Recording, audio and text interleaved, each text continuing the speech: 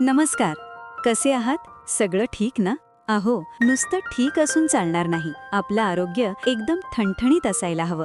सध्या sickle sale सप्ताह सुरू आहे. त्यामुळं आज मी एक खूप महत्त्वाची गोष्ट सांगणार आहे. तुम्ही म्हणाल, ताई, हे सिकल सेल नेमकं काय प्रकरण आहे? अगदी सोप्या भाषेत सांगते, ऐका.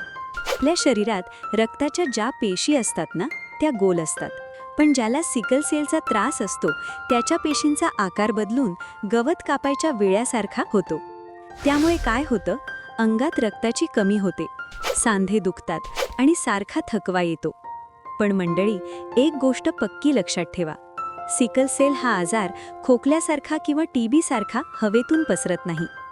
गावात गैरसमज आहेत की रुग्णासोबत जेवलं किंवा त्याला स्पर्श केला की आपल्याला पण होईल. हे साफ चुकीचं आहे.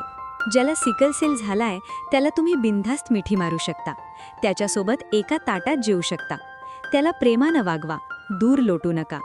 मग हा आजार होतो कसा? हा काही बाहेरून येत नाही. हा आजार आनुवंशिक आहे. म्हणजे तो आपल्या रक्तातूनच, आपल्या आई-वडिलांकडून येतो. जसं डोळ्यांचा रंग किंवा नाकाचा शेंडा आईबापासारखा असतो, तसाच हा आजार पण वारशानं येतो. त्यात त्या लेकराचा किंवा पालकांचा काहीच दोष नसतो. आता ज्यांना सिकल सेल आहे त्यांनी काय काळजी घ्यायची? एकदम सोपं आहे. 1. पाणी भरपूर प्यायचं. शरीरात पाणी कमी पडू द्यायचं नाही. पाणी हेच यावरचं मोठं औषध आहे. 2. जास्त कडक ऊन आणि कडाक्याची थंडी या दोन्हीपासून लांब राहायचं. 3.